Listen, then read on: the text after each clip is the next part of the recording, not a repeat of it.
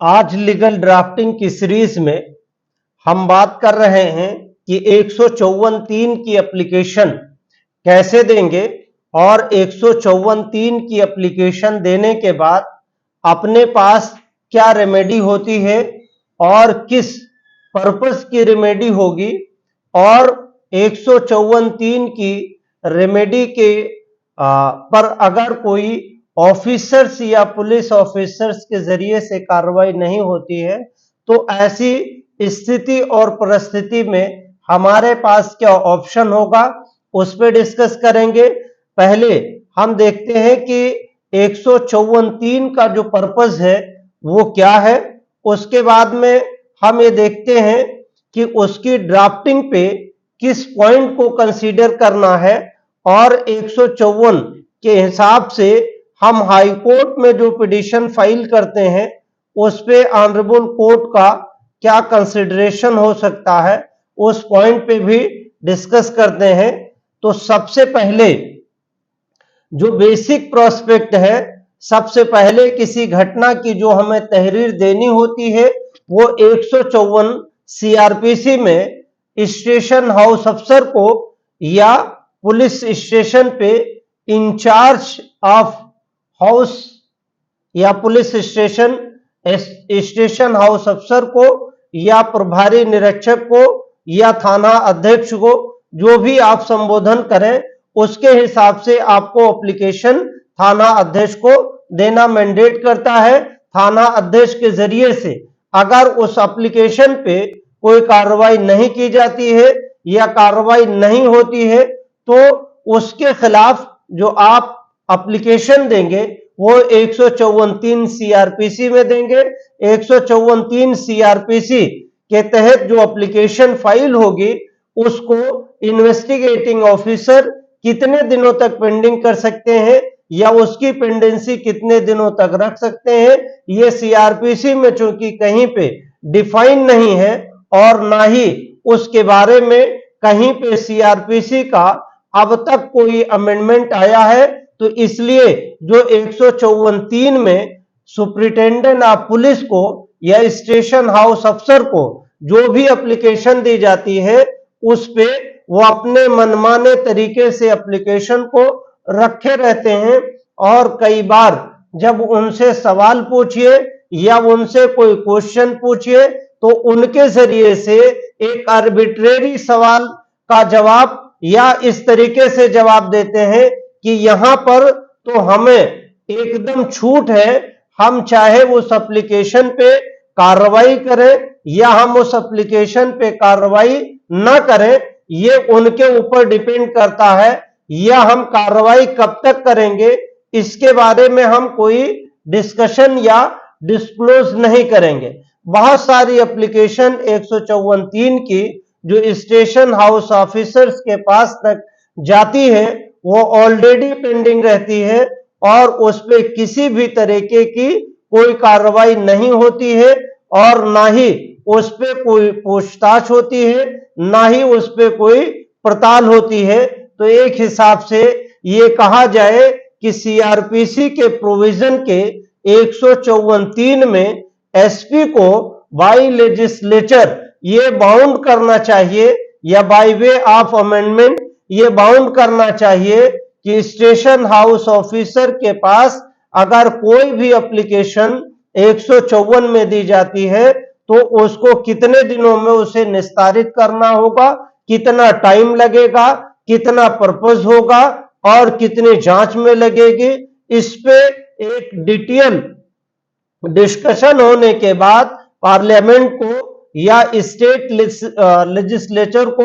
एक रूल बना करके या डीजीपी के माध्यम से, अगर उत्तर प्रदेश में है तो बेसिकली उस पे सर्कुलर बनाना चाहिए। एनीवे इस तरह के सिचुएशंस में लॉ को एकदम खुले रहना, यानी अथॉरिटीज को कोई बाउंडेशन ना हो, चाहे एक दिन में वो कार्रवाई करें या एक साल में कार्रवाई करें, ये उनके ऊपर डिपेंड करता है। हालांकि ऑनरेबल सुप्रीम कोर्ट ने Lalita Kumari versus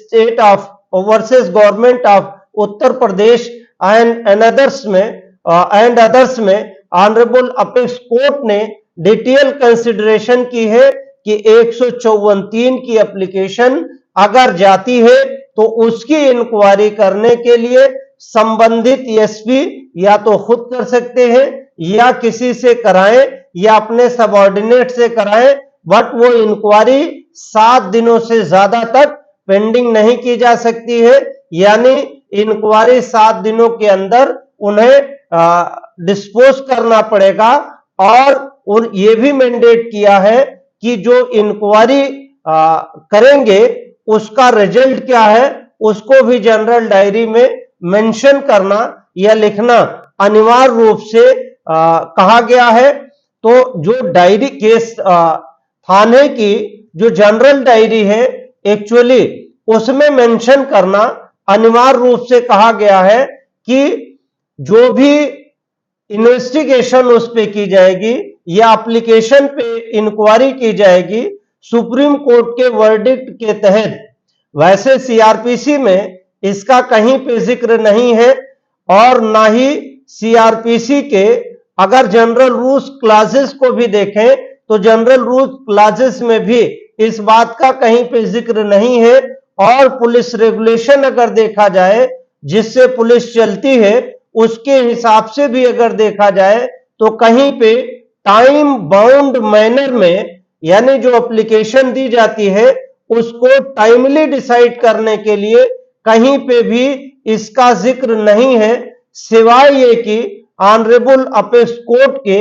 full bench ने Lalita Kumari versus government of Uttar Pradesh SCC volume 2 page 1 में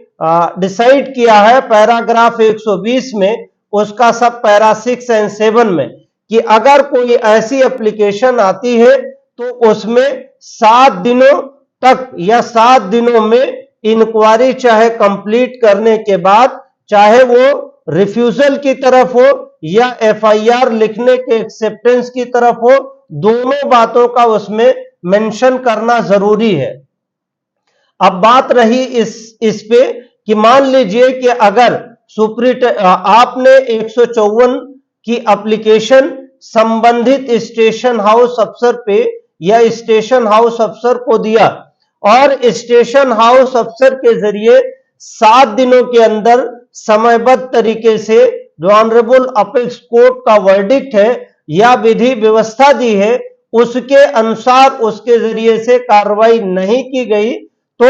आप 154(3) में रजिस्टर्ड डाक से एप्लीकेशन भेजेंगे या उसको जम्मू एंड लद्दाख हाईकोर्ट ने एक वर्डिक्ट में ये कहा है उसमें दिलशाद शेख वर्सेस सबा शेख में कि अगर व्हाट्सएप के जरिए से या अदर सोशल मीडिया के माध्यम से अगर सर्विस हो जाती है तो डाक से भेजने पे एडिक्ट नहीं होगा। यानी अब 154(3) की एप्लीकेशन डाक के अलावा भी अगर सर्विस हो जाती है तो उसको फर्दर प्रोसीडिंग के लिए उस जजमेंट में माना है कि वो सर्विस कंप्लीट मानी जाएगी। तो अगर 154(3) में भी एसपी को फिर एप्लीकेशन दी गई और एसपी ने भी उसको साइलेंट तौर पे रख लिया और ज्यादातर मामलों में ऐसा होता है कि एसपी के जरिए से भी एप्लीकेशंस पे कार्रवाई नहीं होती है। अब एप्लीकेशन पे कार्रवाई नहीं हुई तो ज्यादातर ट्रायल कोर्ट में प्रैक्टिस करने वाले बर्दर्स ये मानते हैं कि 154(3) की एप्लीकेशन अगर डिसाइड नहीं हुई है तो हमारे पास जो रेमेडी होगी वो 156(3) की होगी। यानी 156(3) के प्रोविजन में application for registration of FIR के लिए ज्यादातर लोग जो है वो प्रीफर करते हैं और मजिस्ट्रेट के यहां एप्लीकेशन फाइल कर देते हैं, जबकि हमारा ऐसा मानना नहीं है। 154(3) की जो एप्लीकेशन है वो सीआरपीसी का मैंडेट प्रोविजन है और जिसपे ऑनरेबल अपेक्स कोर्ट का क्लियर कट वर्डिक्ट है ललिता कुमारी में। और इससे पहले भी ललिता कुमारी 2013 में उसमें क्रिमिनल लॉ जर्नल में और एससीसी में रिपोर्टेड हुआ था। उसके बाद में लगातार 2014 में आया, इसके बाद भी कई एक जजमेंट आए, लेकिन यहां पे 154 सीआरपीसी का अगर कंप्लायंस नहीं किया गया या रिजेक्शन नहीं किया गया या रिफ्यूजल नहीं किया गया, तो ऐसी स्थिति में ललिता कुमारी की लाइट में ऑनरेबल हाईकोर्ट में या संबंधित हाईकोर्ट में रिट पिटीशन क्यों नहीं फाइल हो सकती है, इस पे एक बड़ा डिबेट है। लेकिन मैं 156(3) की एप्लीकेशन पे ज्यादातर एवॉइड करता हूं कि 156(3) की एप्लीकेशन पे चाहे जितना बड़ा मैटर हो, चाहे जिस तरह का सर्च एंड सीजर का मैटर हो, लेकिन मजिस्ट्रेट जो होते हैं वो एक जजमेंट सुखवासी का कोर्ट करते हैं और सुखवासी के जजमेंट को कोर्ट करते हुए उसको कंप्लेंट में ट्रीट कर लेते हैं। जबकि सर्च और सीजर के जहां तक मामले होते हैं, जहां पे रिकवरी का मैटर होता है, वहां पे मजिस्ट्रेट को एफआईआर दर्ज करने का ऑर्डर देना 156(3) में रीड विथ 190 के तहत ये मैंडेट करता है। यानी वो एक हिसाब से ये माना जाए कि अगर सर्च एंड सीजर और रिकवरी से रिलेटेड है तो उस मामले में एफआईआर रजिस्ट्रेशन ऑफ एफआईआर का डायरेक्शन संबंधित मजिस्ट्रेट के जरिए से संबंधित कंसर्न पुलिस स्टेशन के लिए करना, एफआईआर दर्ज कराना मैंडेट करता है। लेकिन इस मामले में मजिस्ट्रेट कई बार सुखवासी के जजमेंट को कोर्ट करते हुए चूक करते हैं, जिसपे सेवरल लिटिगेशंस और पिटिशंस फाइल होती है बहुत सारे में। और जो ललिता कुमारी के ऑर्डर को साइट करते हैं, रिकवरी और सर्च एंड सीजर्स के मैटर में जो लोग गुलाबचंद उपाध्याय के जजमेंट को साइट करते हैं, उसमें ज्यादातर मामले में पिटिशन अलाउ होने की तरफ जाती है। तो ऐसे मामले में अगर 154 की जो एप्लीकेशन है रजिस्ट्रेशन ऑफ एफआईआर की, अगर एसएचओ द्वारा नहीं की गई और उसके बाद में 154 की एप्लीकेशन है, अगर उसका डिस्पोजल नहीं किया गया या आइदर अलाउ करें या उसको रिजेक्ट करें या उसको कंप्लेंट ट्रीट करते हुए संबंधित एसपी उसको इंक्वायरी करें, अब तीनों सूरतों में उसको संबंधित थाने की केस डायरी में लिखना मैंडेट करता है। बल्कि विनोद कैपिटल का अगर जजमेंट देखें तो 17/5/2017 में ऑनरेबल जस्टिस बालाकृष्णन ने इलाहाबाद हाईकोर्ट का एक जजमेंट है, उसका पैराग्राफ 192 और 193 में यह कहा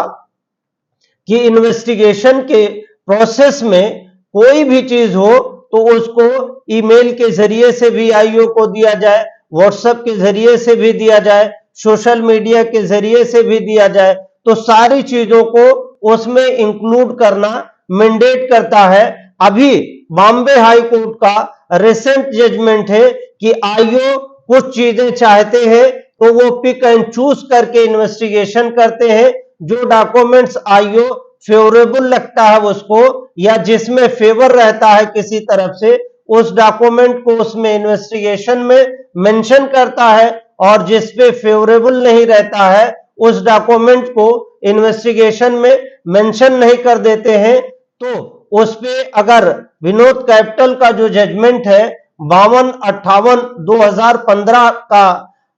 की अपील है, क्रिमिनल कैपिटल अपील नंबर 52/58/2015 है, और वो जो जजमेंट है 17/5/2017 का है, उसमें ऑनरेबल इलाहाबाद हाईकोर्ट की डिवीजन बेंच ने ये कहा कि कोई भी डॉक्यूमेंट्स आईओ को अगर डाक के जरिए से, सोशल मीडिया के जरिए से या व्हाट्सएप या ईमेल के जरिए से या एनी वे अगर दिया जाता है तो आईओ के लिए मैंडेटरी है कि उस डॉक्यूमेंट्स को विवेचना में सम्मिलित करें, उसको इंक्लूड करें। अगर वो एक्सक्लूड करता है तो उसके खिलाफ कंटेम्प्ट की कार्रवाई इनिशिएट की जाएगी। डिपार्टमेंटल कार्रवाई के लिए अलग से एप्लीकेशन दी जा सकती है और देना भी चाहिए। इस मामले में कई बार कंटेम्प्ट हमने किया कि जो हमारे क्लाइंट ने डॉक्यूमेंट्स आईओ को सबमिट किया,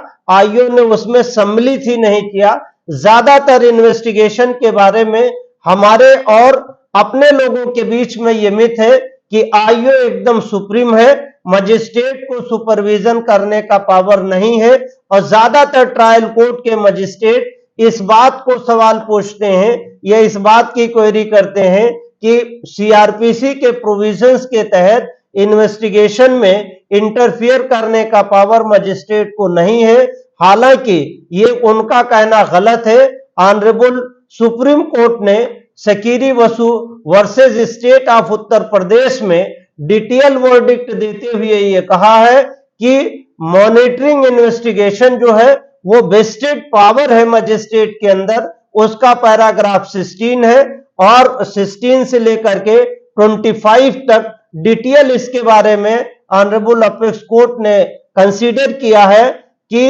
इन्वेस्टिगेशन को फेयर एंड प्रॉपर करने के लिए मजिस्ट्रेट को फुल एंड फ्लैश पावर है। ऐसे Dharampal versus state of Haryana का जजमेंट है जिसमें ऑनरेबल अपेक्स कोर्ट ने कहा कि अगर इन्वेस्टिगेशन गलत लगता है या फेयर इन्वेस्टिगेशन नहीं है तो फेयर ट्रायल पॉसिबल नहीं है, और उस केस में जजमेंट प्रोनाउंस होना था और जजमेंट प्रोनाउंसमेंट को रोकते हुए ऑनरेबल सुप्रीम कोर्ट ने सीबीआई की जांच का ऑर्डर कर दिया। अल्टीमेटली सीबीआई की जांच उसमें हुई। तो बात इस चीज पे है कि अगर 154(3) की एप्लीकेशन पे सुप्रिटेंडेंट ऑफ पुलिस ऑर्डर नहीं करता है या उसको कंसीडर नहीं करता है तो ऐसी स्थिति में हमारे पास रेमेडी क्या 156(3) ही है, या हम रिट कोर्ट के जुरिडिक्शन को इन्वोक कर सकते हैं। ऐसी कई चीजों पे डिस्कशन के दौरान ट्रायल कोर्ट के कई काउंसिल से मुलाकात हुई और तो उनके जरिए से ये कहा जाने लगा कि रिट कोर्ट का स्कोप इसमें नहीं है, जबकि हमारे जरिए से कई बार इसमें रिट फाइल हुई। एक रिट ऑर्डर का हम आपको लाइव एग्जामिन करेंगे और उसको दिखाते भी हैं। तो सबसे पहले हम उस ड्राफ्टिंग पे आते हैं कि 154 की जो पिटीशन फाइल करेंगे, एक्चुअली उसको ऑनरेबल हाई कोर्ट में हम ड्राफ्टिंग कैसे करके उसको फाइल करेंगे, हम लगातार ड्राफ्टिंग पे ही डिस्कशन कर रहे हैं। तो एक ये पिटीशन है सीआरएलपी की जिसपे हम डिस्कस कर रहे हैं। पहले ये पिटीशन अंडर आर्टिकल 227 में फाइल किया था, लेकिन रजिस्ट्री ने उसको डिफेक्ट लगा करके और इसको कर दिया 226 में और ये सीआरएलपी हो गई। तो एक हिसाब से इसमें डिफेक्ट लग गई थी, यहां बाद में मेंशनिंग किया एडिट करके। ये पिटीशन नंबर है 5255 ऑफ 2022। इसमें हमने जो है मेमो ऑफ रिट पिटीशन लगाए, 4-5 एनेक्सर लगाए। एक इस पे 2 और 3 डीड है और उसके बाद में 154(1) की एप्लीकेशन है और एक एप्लीकेशन यहाँ पे 154(3) की है, और ये सीआरएलपी के उसमें जब जाती है तो ये पिटीशन डिवीजन बेंच में जाएगी। अब उसके बाद में यहाँ पे डेट ऑफ इवेंट है। डेट ऑफ इवेंट से ही बहुत सारी चीजों का इसमें इस डेट ऑफ इवेंट से बहुत सारी चीजें यहाँ पे क्लियर हो जाएंगी। डेट ऑफ इवेंट में मैंने लिखा कि brief fact of the case is that on 27/9/2018 the opposite party number 4 sold a land bearing gata number such and such. The person belonging to the non-scheduled caste, that is opposite party number 5 and 6 and 7, with the help of the witnesses, that is opposite party number 8, 9 and 10, without the following a rule of section 98 of UP Revenue Code 2006 और rule जो है ये 2016, यहां पे थोड़ी mistake. अब उसके बाद में due to greed of money the opposite party number 4 fraudulently approved the permission from the additional district magistrate Lucknow on 20/11/2019 by hiding a record of sale deed to sell the aforesaid land again to other person belonging to non-scheduled cost। एक बार जमीन को किसी और को बेच दिया, वो transfer नहीं हुई, दोबारा उस बात को कंसील करते हुए परमिशन लिया और उसको फिर दूसरे को बेच दिया। इस तरीके से हमारा ये ग्राउंड था कि कंसीलमेंट के आधार पे इन्होंने इस तरीके के का वो किया है और इसके आधार पे रजिस्ट्रेशन ऑफ एफआईआर की हमारी तरफ से डिमांड की गई थी। अब इस पे यहाँ पे मेमो ऑफ पिटिशन की शुरुआत है। यहाँ पे हमने कोड लिखा सीआरएलपी लखनऊ और स्टेशन पुलिस स्टेशन मलिहाबाद। ये 226 में है, वो by way of mistake registry के उससे चेंजिंग से है। यहाँ पे पार्टी का नाम पूरा लिख दिया। उसके बाद में यहाँ पे स्टेट को पार्टी बनाना मैंडेट है। एसपी को इसलिए पार्टी बनाया क्योंकि 154(3) में एसपी को हमने एप्लीकेशन दी थी, स्टेशन हाउस अफसर को ऑलरेडी 154 में एप्लीकेशन दी थी। अब यहाँ पे ये प्राइवेट अपोजिट पार्टीज हैं, इसमें टोटल इतने 13 अपोजिट पार्टीज हैं, 4 स्टेट के हैं। उसके बाद में पहला पिटिशन अंडर आर्टिकल 227 लिखा है, जबकि ये petition by defect of registry ये 226 में आ गई, यानी सीआरएलपी की हो गई। अब उसके बाद में यहाँ पे मेंशनिंग है, पहला पैराग्राफ तो अब तो ईडी और सीबीआई का आ ही गया है। उसके बाद ये चूंकि उस समय ईडी और सीबीआई का पैराग्राफ नहीं था तो वो हमने मेंशन नहीं किया है। ये फर्स्ट पिटीशन है, इसका डिक्लेरेशन यहाँ पे है। उसके बाद में कैविएट के बारे में है कि कोई भी कैविएट की प्राप्ति नहीं है। अब हमारी जो मेन चीज है वो यहाँ से इंपॉर्टेंट है, जिसको हम जिक्र कर रहे हैं कि that bye means of present petition petitioner is seeking lordship pleasure for directing to the state opposite parties, more specifically to the opposite party number 2 to decide the application of the petitioner dated 30/6/2022 move under section 154(3) CRPC by registered post।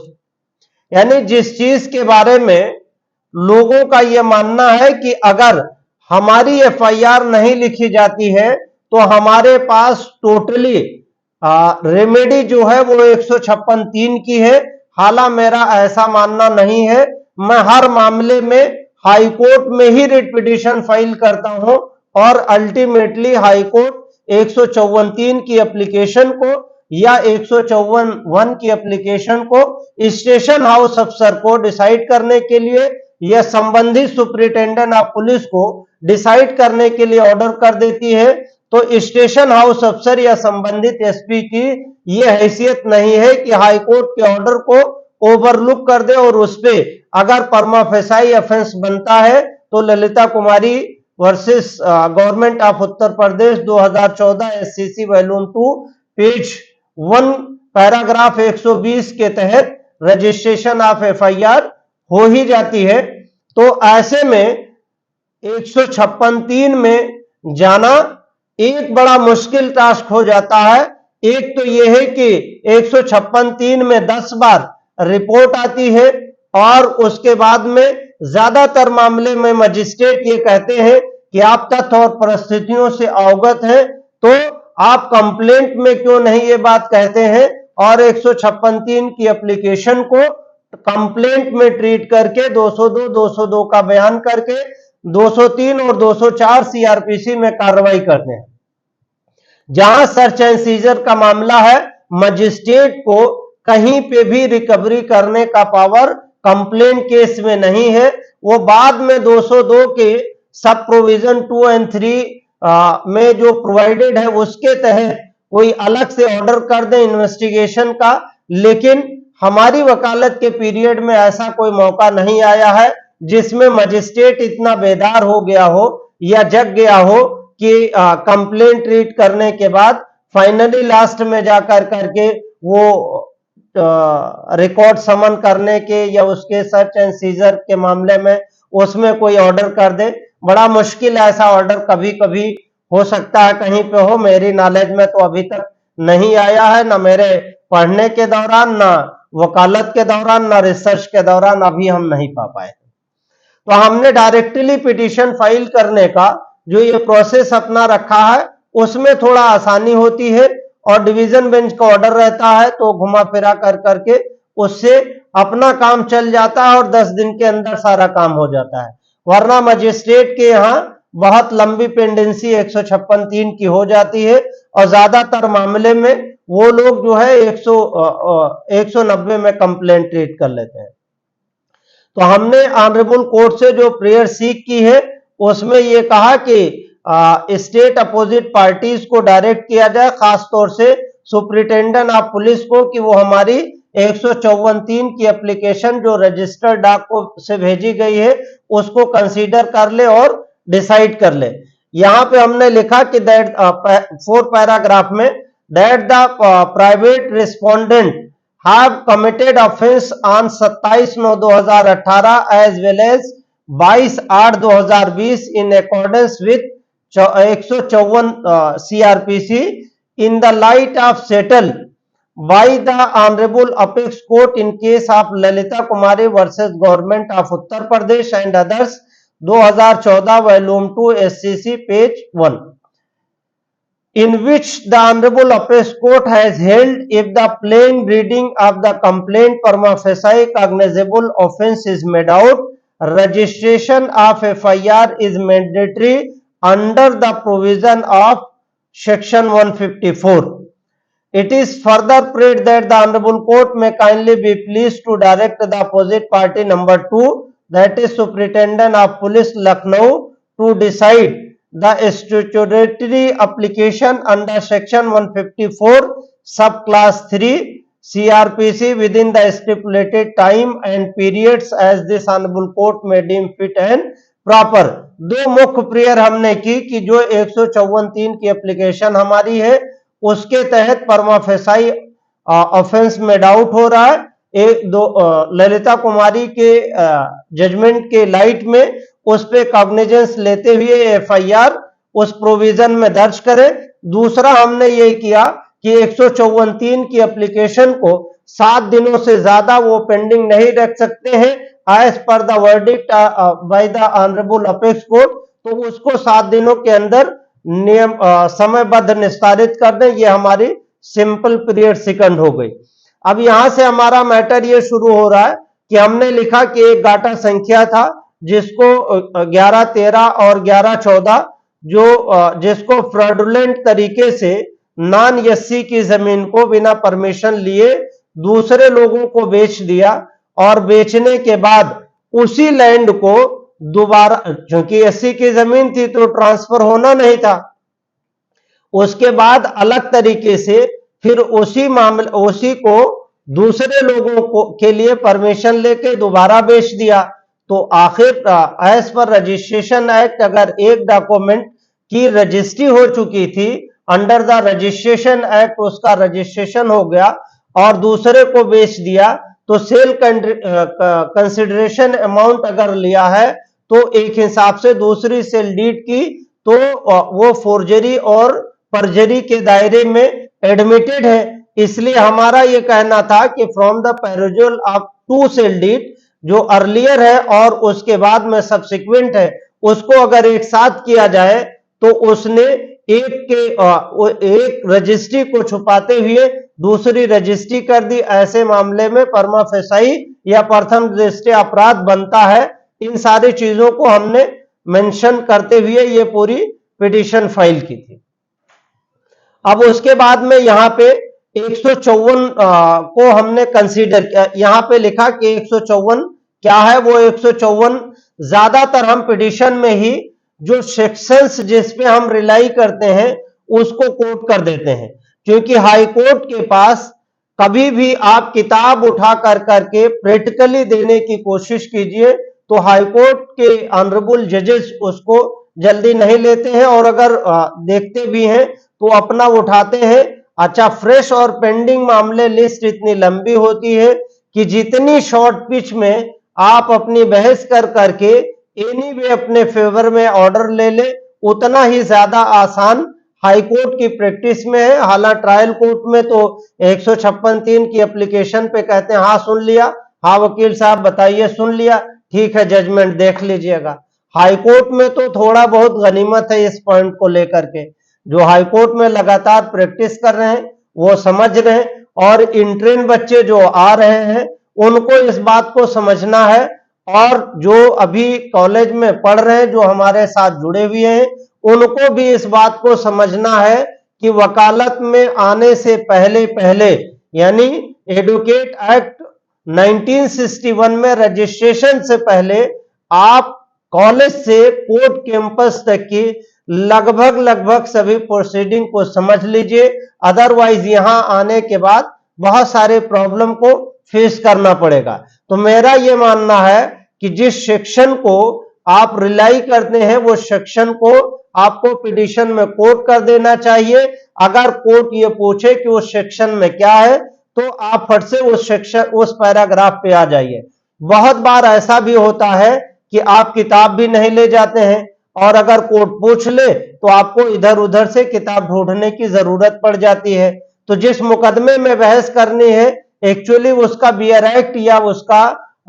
Detail reference आपके पास होना चाहिए। मैं ज्यादातर online बहस करता हूं, तो मैं जितनी भी चीजें होती है वो मैं अपने पिटीशन में कोट कर देता हूं। तो मैंने 154 को यहां पे मेंशन कर दिया है, और उसके बाद में प्रोवाइडेड भी मेंशन किया, 154(3) को भी यहां पे ला करके मेंशन कर दिया ताकि इस चीज की आसानी हो। उसके बाद में यहां पैराग्राफ 13 पे हमने ये लिखा कि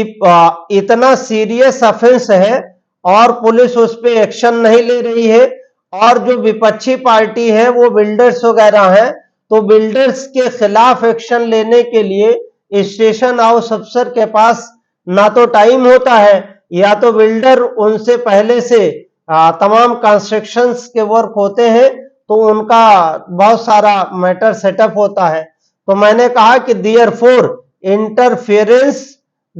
interference of this honourable court is required, क्योंकि मैटर बड़े लोगों से रिलेटेड होता है। उसके बाद में पैराग्राफ 14 में लिखा हमने कि that the law settled bye the honourable apex court in case of Lalita Kumari versus government of Uttar Pradesh and others 2014 SCC 2 volume 1 page 1, यहाँ वॉल्यूम 2 पेज 1 है, छूट गया है, और उसका पैराग्राफ 120(1) को भी मैंने कोट किया ताकि कोर्ट को जजमेंट बहुत मोटा देने में प्रॉब्लम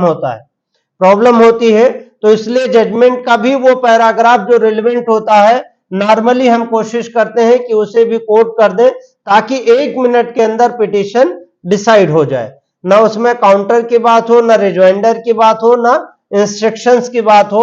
फर्स्ट डेट पे अगर पिटीशन डिसाइड हो जाती है तो हाई कोर्ट में बड़ा अच्छा होता है, अगर पेंडिंग हो जाती है तो बड़ी मुश्किल से उसके नंबर्स वगैरह आ पाते हैं। तो हमारी टैक्टिस के हिसाब से वकालत में फर्स्ट डेट का डिस्पोजल बहुत अच्छा होता है। एनीवे आप कैसा चाहते हैं, जब आप वकालत में आएंगे तो आप पे डिपेंड करेगा कि आप कैसा सीख कर रहे हैं। जो मेरा अपना प्रीव्यू है वो मैं आपको बता रहा हूं। The registration of FIR is mandatory, ये पैराग्राफ 120 मैं पढ़ रहा हूं, इसका ललिता कुमारी का ऑनरेबल अपेक्स कोर्ट का जो जजमेंट है।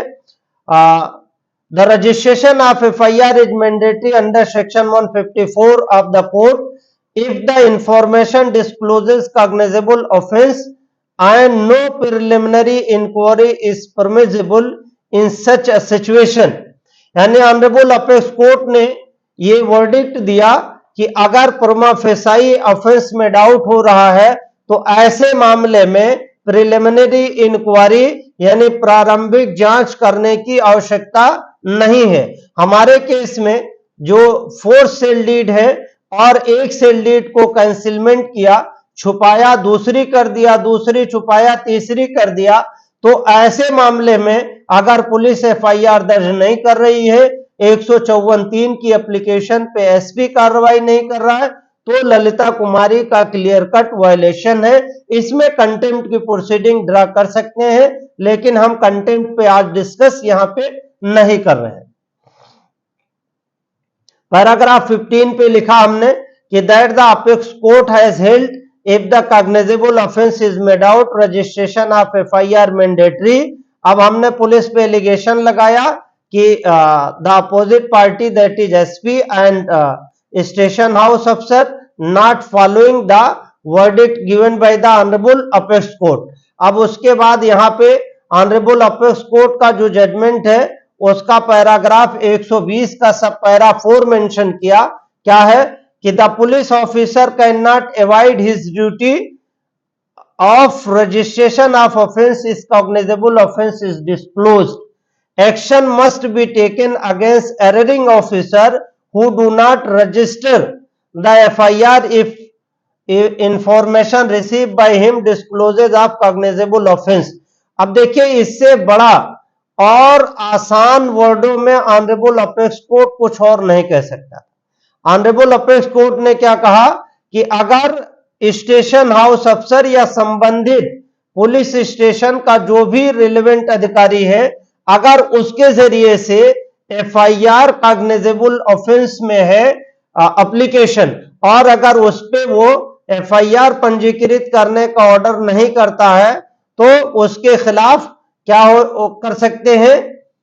उसके खिलाफ एररिंग ऑफिसर्स के खिलाफ एक्शन लेने की भी बात, एक्शन मस्ट बी टेकन। अब इसकी शिकायत आप या तो पुलिस विभाग में कर सकते हैं, पुलिस विभाग में, या सेक्शन 36 में भी कर सकते हैं सीआरपीसी में, और अगर चाहे तो इसमें कंटेम्प्ट की प्रोसीडिंग भी फाइल कर सकते हैं। कंटेम्प्ट ऑफ कोर्ट एक्ट 1971 के तहत भी इसमें कंटेम्प्ट फाइल कर सकते हैं। अब उसके बाद में एक पैराग्राफ यहां पे हमने लिखा कि that the honourable apex court has held if the cognizable offence is made out officers are duty bound for registration of FIR, otherwise action must be taken against erring officers। तो यहां पे supreme court ने बहुत clear cut कहा है कि अगर FIR नहीं दर्ज करते हैं और तहरीर जो FIR की है उससे परमा फेसाई ऑफेंस मेड आउट हो रहा है, तो रजिस्ट्रेशन ऑफ FIR ऐसे मामले में मस्ट है, प्रिलिमिनरी इंक्वायरी करने की जरूरत नहीं है। और अगर एफआईआर दर्ज नहीं करते हैं तो आप उनके खिलाफ एक्शन लेने के लिए स्वतंत्र हैं। अब चाहे एक्शन वो उसकी सुपीरियर अथॉरिटी को लिखे या कोर्ट ऑफ कंटेम्प्ट एक्ट के तहत चाहे सुप्रीम कोर्ट में कंटेम्प्ट फाइल करे या हाई कोर्ट में कंटेम्प्ट फाइल करे। मैंने तो ज्यादातर कंटेम्प्ट की पिटीशन हाई कोर्ट में ही फाइल की है, इससे जब एग्रीव्ड हुए हैं तब की बात है। That in the case of the petitioner no action has been taken, therefore the authorities are liable to be punished under in accordance with law। ये भी मैंने ऑनरेबल हाई कोर्ट से भी प्रेयर की थी। उसके बाद में पैराग्राफ 120 का सब पैराग्राफ 108 क्या कहता है, since the general diary and station diary oblique daily diary is the record of all information received in a police station, we direct that all information related to cognizable offense, whether resulting in registration of FIR or leading to an inquiry, must be mandatorily and meticulously reflected in the said and the decision said diary, and the decision to conduct a preliminary inquiry must also be reflected as mentioned above। यानी honourable apex court ने जो ललिता कुमारी का judgement है उसकी paragraph में 108 में यह कहा है कि जो भी इंक्वायरी चाहे वो प्रिलिमिनरी करें या जांच करें या जो भी करें, लेकिन उसकी जो भी इंक्वायरी चाहे वो रिफ्यूजल की तरफ होगी या एक्सेप्टेंस की तरफ होगी, अल्टीमेटली उसको उन्हें केस डायरी में या थाने की डायरी में मेंशन करना मैंडेट किया। उसके बाद में ऑनरेबल अपेक्स कोर्ट ने मैंने यहां पे मेंशन किया कि डायरी में और उसमें मेंशन करना अनिवार्य है। ये पैराग्राफ मैंने ऊपर ऑलरेडी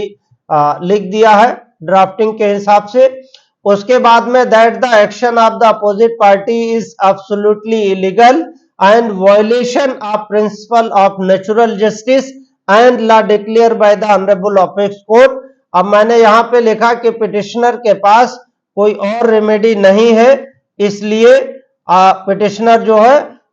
रिट जुरिडिक्शन को इन्वोक कर रहा है। पहले ये हमने 227 लिखा था, लेकिन रजिस्ट्री के हिसाब से ये 226 की सीआरएलपी की पिटिशन पास हुई थी।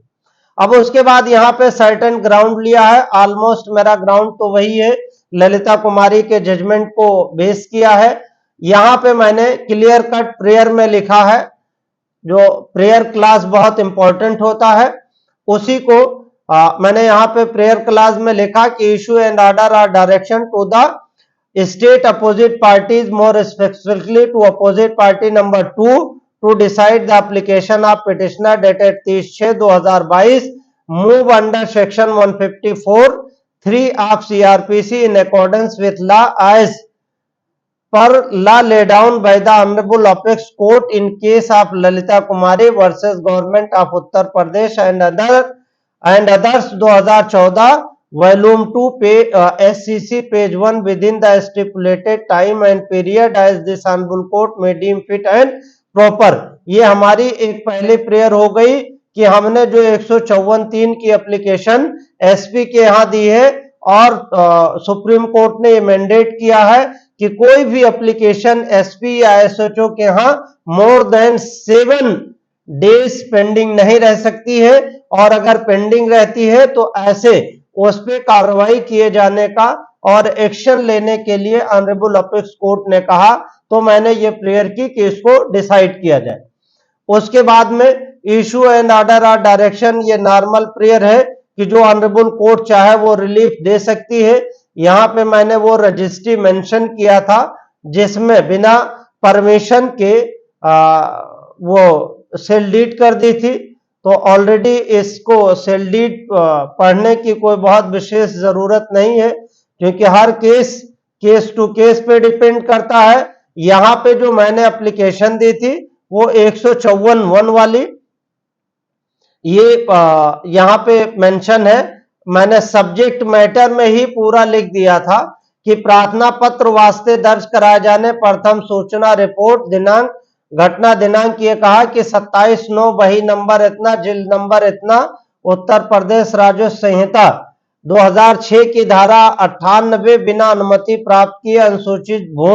अनुसूचित जात की भूमि को तथ्यों को प्रकटी किए बिना जालसाजी करते हुए मूल दस्तावेजों में कूट रचना करते हुए राज्य सरकार को क्षति पहुंचाने के उद्देश्य से पूर्व में विकृत खसरा सच एंड सच यहाँ पे पूरा मेंशन कर दिया। हित में विपक्षी संख्या इतने के हित में दिनांक 22/2/2020 को समक्ष गवाहान सच एंड सच पूर्व में किए गए बैनामे का प्रकटीकरण न करते हुए धोखे, छल, जालसाजी एवं कपट से मूल्यवान दस्तावेजों की कूट रचना करते हुए फर्जी दस्तावेज को आधार बनाकर तालाब की जमीन को कब्जा किए जाने एवं जालमान की सुरक्षा किए जाने के संबंध में ये पूरी डिटेल एप्लीकेशन स्टेशन हाउस अफसर को दी गई। स्टेशन हाउस अफसर को जो एप्लीकेशन दी जाती है वो 154 सीआरपीसी में होती है। उसके बाद यही सिमिलर टाइप की एप्लीकेशन एसपी को दी गई, लेकिन एसपी के एप्लीकेशन में ये मेंशन करते हैं कि हमने ये एक एप्लीकेशन इसी घटना के संबंध में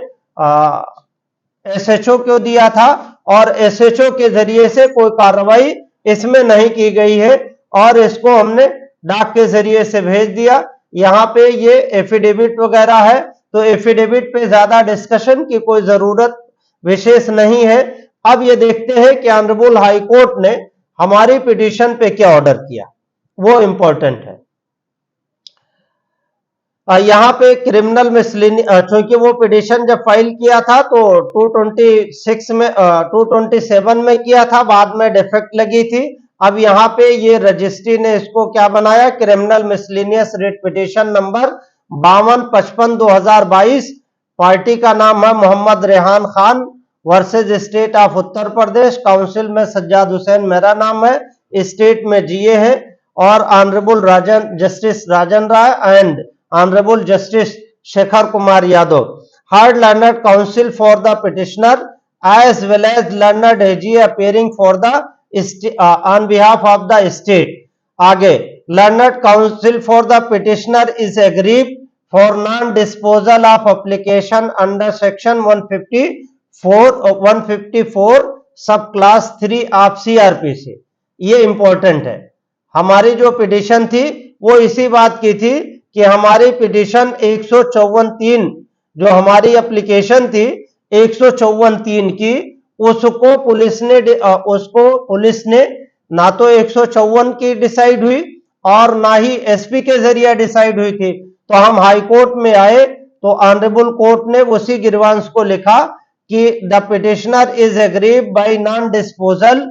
ऑफ एप्लीकेशन अंडर सेक्शन 154 सब क्लास 3 ऑफ CRPC। अब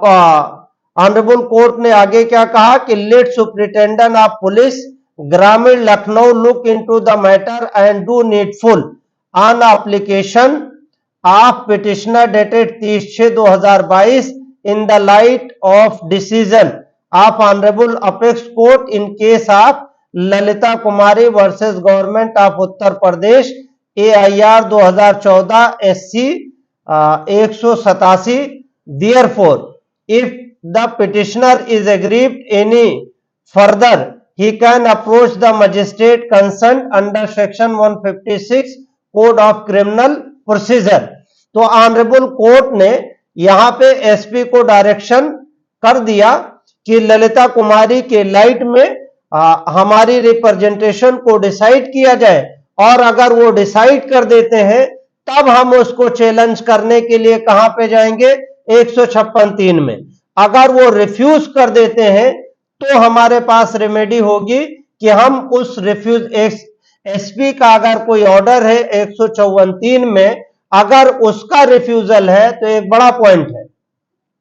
ज्यादातर मामले में हमारे अधिवक्ता भाई जो ट्रायल कोर्ट में प्रोसीडिंग कर रहे हैं या प्रैक्टिस कर रहे हैं वो समझ रहे होंगे कि आपका क्या एक्सपीरियंस है, ये हमें जरूर बताइएगा कि क्या कभी भी 154(3) की एप्लीकेशन एसपी के द्वारा रिफ्यूज करते हुए कोई ऑर्डर 154(3) CRPC में आपने अपनी वकालत में कभी देखा है तो हमें उसको शेयर कीजिए, और अगर नहीं देखा है तो एसपी के पास एप्लीकेशन देने का क्या पर्पस है या मात्र एक फॉर्मेलिटी है। हालांकि ऑनरेबल अपेक्स कोर्ट ने डिटेल कंसिडरेशन ललिता कुमारी के जजमेंट में कर दिया है और बहुत डिटेल जजमेंट है। आप उसको ध्यान पूर्वक और धैर्य पूर्वक अगर पढ़ेंगे तो पैराग्राफ 120 में बहुत सारी डिटेल निकल करके आ जाएगी। ऐसी स्थिति में मेरा यह मानना है या मैं जिस प्रोसीडिंग्स को इनिशिएट करना चाहता हूं या जो बताना चाहता हूं इसका कि एसपी अगर रिफ्यूज करता है तब हम 156(3) में एसपी के ऑर्डर के खिलाफ जाते हैं। कई एक मामलों में ऐसा हमने प्रैक्टिकली करके देखा है, और अगर 154(3) की एप्लीकेशन पे एसपी ऑर्डर नहीं करता है तो हम डायरेक्टली हाई कोर्ट में अप्रोच करते हैं कि 154(3) की एप्लीकेशन 7 दिनों से एसपी पेंडिंग नहीं कर सकते हैं, और अगर पेंडिंग करते हैं तो ऐसी एप्लीकेशन अनडिसाइड और पेंडिंग रखना इलीगल है as per the verdict passed by the honourable apex court in case of Lalita Kumari. तो हमारा डिस्कशन आज का इस मुद्दे पे है कि अगर 154(3) की एप्लीकेशन का डिस्पोजल ना हो तो ऐसी स्थिति में हमारे पास रेमेडी 156(3) की ही है, या हम डायरेक्ट हाई कोर्ट में अप्रोच कर सकते हैं। हमारे कथना अनुसार या हमारे प्रैक्टिकल प्रैक्टिस के दौरान ये बात सामने आई है, ये आपके सामने ऑर्डर है, और कई एक ऑर्डर ऐसे और भी हमारे पास हैं कि हम डायरेक्टली हाई कोर्ट की डिवीजन बेंच में अप्रोच कर सकते हैं, और ऐसे ऑनरेबल कोर्ट ललिता कुमारी के जजमेंट को कंसीडर करते हुए डायरेक्ट मैंडेमस की प्रेयर को एक्सेप्ट करते हुए मैंडेमस जारी करते हुए पिटीशन को डिस्पोज ऑफ कर देती है। आप भी अपने मैटर में अगर इस तरह का कोई ग्रीवांस है तो आप उसको समझ सकते हैं, पिटीशन को देख सकते हैं और एक बार ऐसा ट्रायल करना चाहिए और इस तरीके से एक लॉ का जूरिस्प्रूडेंस बढ़ेगा। उम्मीद करता हूं कि आज के हमारे द्वारा दी गई जानकारी आपको इंफॉर्मेटिव लगी होगी। अगर ये वीडियो आपको इंफॉर्मेटिव लगती है तो लाइक, शेयर एंड सब्सक्राइब करें। शुक्रिया, धन्यवाद, थैंक यू।